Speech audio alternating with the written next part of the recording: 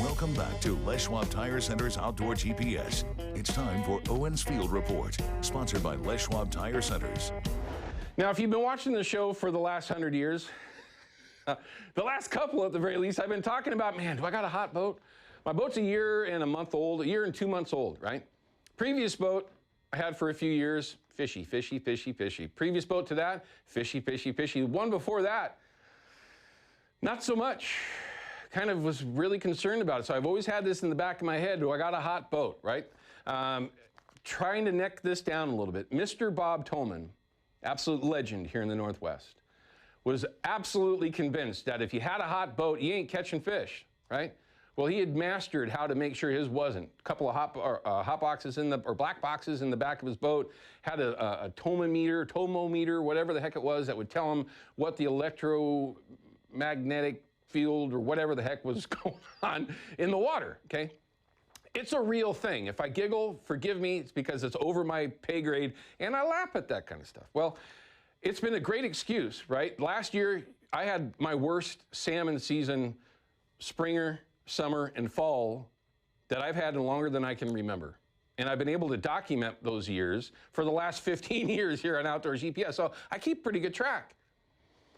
Well, I decided I was just going to go ahead and eliminate that excuse, right? Talking with Nick Popoff here just a couple of weeks ago when we had them in, he had this exact same thing installed on his boat by the same people. We're going to talk about that. And it went from watching fish on his live scope come into his gear and then vacate to coming into his gear and attacking his gear because his boat was hot. Now, there's a number of different ways that can happen. It can be from the boat grounding out somewhere, a little fuse or a plug or something just very, very minor that can make your boat, quote unquote, hot, where there's some sort of feel that those fish can feel and they don't like it, okay? It's really a thing. And just trust me on this, do all your research that you want. So I went ahead and eliminated that. It's called an isolation anode. Let's just take a look at the first photo. It's very, very basic, but it has a very specific purpose. What you're looking at is hard to see because my boat's dark blue. This is just a black piece of UHMW. Mounted to it is an anode. This is a deterioratable aluminum anode. And then there's a cable that is wired directly to it. So it's not attached to the boat, okay? It's attached to the UHMW and then bolted to the little piece that's in the back where your transducer or whatever else P66 would be mounted. On my sled, on my River Wild, there's one on each side, so it was a perfect easy fit for a guy to put on. So it's not actually attached to the boat. Now, yes, it is, but the anode is not. It's standalone, right? It's isolated. Okay, so now that you've got that, the cable goes all the way up, goes over the gunnel, right down, and connects to the battery. I believe the negative side, that's not my end of things. You all know I'm stupid with this stuff. So let's show you the quick little video so you can see what it looks like on the back of my sled. Okay, so there it is, just bolted up like I explained. I'm hoping that I'm explaining this right. And Guy, if you're out there watching, please don't get mad if I'm getting it wrong. But you can see that that cable goes all the way up, goes right into the gunnel, right where all the other cables and fuel lines come through the transom of the boat. It goes right down to the batteries. And again, I believe it attaches to the negative post on one of the two batteries that are back there. Again, well above my pay grade, okay? But I can tell you what it does do is that any of that negative electricity, electromagnetic field, whatever you want to call it, gets isolated, does not end up in the water. Again, this is how I'm picturing this. I know I'm right. I might be saying the words wrong, but Guy can fix that for you. It isolates all that. So now you're not getting that negative field down into your gear, especially with us running pro trolls and heavy weights. Our gear is very, very close to our sleds. It's not like back trolling 100 feet of line out or anything like that. It's right there. It's a real thing. It's something that if you're concerned about, I would look into it. Here's the contact info for you right there. Take a screenshot if you have to. I have Guy's permission, all right? Here's his contact info right down there. APG Marine, super nice guy, one of the very, very best, if not the, in this region when you're talking about electronics. Saves countless of us each year when we have issues with our electronics. If it's autopilots, bow mounts, fish finders, whatever. Guy is extremely good, all right? So, but this is the one that has helped me. This is where the contact info is. So again, Guy, I apologize because here it comes, man. I asked you permission. There it is. Procure. If you want to have a chance to win that prize pack each week, you got to send an email to Jason Hambley. And like I say it, give him a hard time, okay? He deserves it. He catches too many fish. And he only exclusively uses Procure products. Yes, he works for them, but I can promise you right now, those products are one of the reasons why he is so successful. All right, let's go ahead and check in with Katie Sneeg and find out what the weather is going to do. And for Cowboy Steve, be patient. We're going to try to get your question up. Katie, how are you? I'm doing well. I was hot yesterday. Yes, it was. It was. And hopefully it's not going to be that hot again. It shouldn't be. Things are changing. Things are cooling down for us.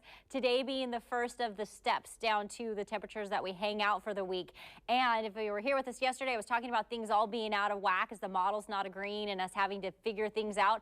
Not only are the models starting to show a little closer collaboration, they're still not there yet. We're also seeing other atmospheric conditions that are helping us see what things could be like, and they're evening out a little. We still may have a few showers in the morning tomorrow, but it's mainly going to be along the coast right through here, maybe some of the coast range, and then a little place through the gorge and up into Washington just a bit. Most of us will just be cloudy through the afternoon, and then we get back to those mostly sunny skies with just a few cloud breaks.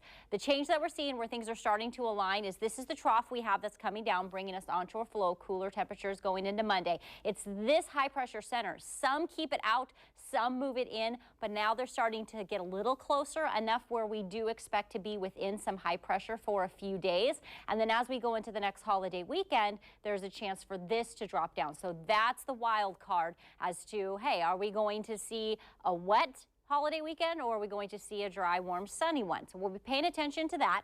We'll be updating that throughout the week. So since I won't see you guys again until next weekend, just be paying attention online, on the app, and on the air throughout the week.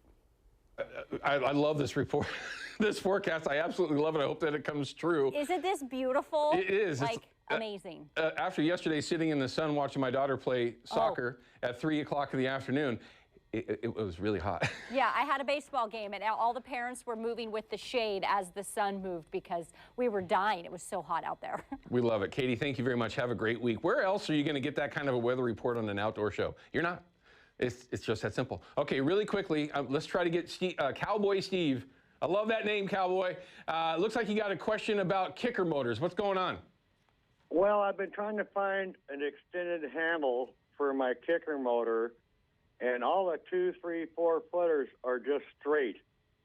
They make one that's a 6-foot long extended handle with a U-joint to where you can pull it, over the side instead of leaning clear over the side of the boat.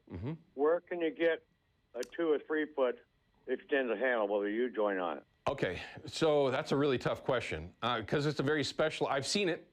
If you've been around for long, all of us has probably seen that before, where it's got the little U-joint right, not too far away from the handle, so that you can adjust and keep that that extended handle in different positions and still operate your throttle, everyone, so that you're catching up if you were unaware what he's talking about.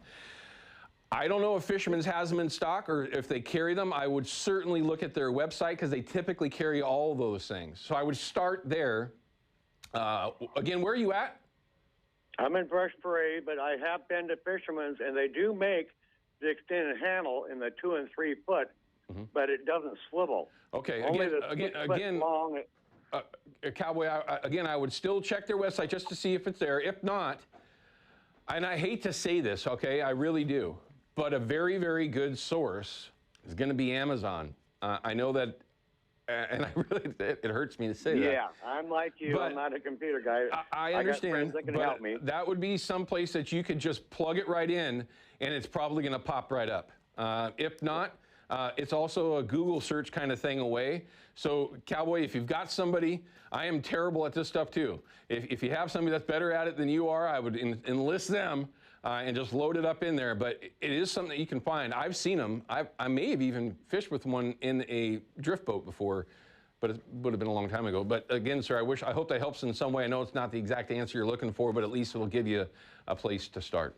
All right, we're going to cut to a break. When we come back, some of the products that we all love. I mean, if you're a boat person, you're kind of gadgety anyway. all right? Because we got a lot of gadgets for boats. It's just that simple. Luma Blue, family-owned company from Newport. I love this story, makes some incredible products. What you're seeing here, these are specifically designed for crab traps. When you bring them up and you put them on the side of your boat, but you can use them for a number of different things. I have never seen one this well built. And then the accessory board, which I don't think was their initial product, could very well turn out to be one of their best ones, because this thing is incredible. I've never seen one made this way. You've seen something similar, but not made to that kind of quality. I can't wait to have a chance to introduce you to them. We'll be right back. Outdoor GPS is brought to you by P-Line, because we fish, by Hawken Fishing, perfection in fishing gear, and by Haxton's Canvas and Upholstery, the trusted name of the Pacific Northwest.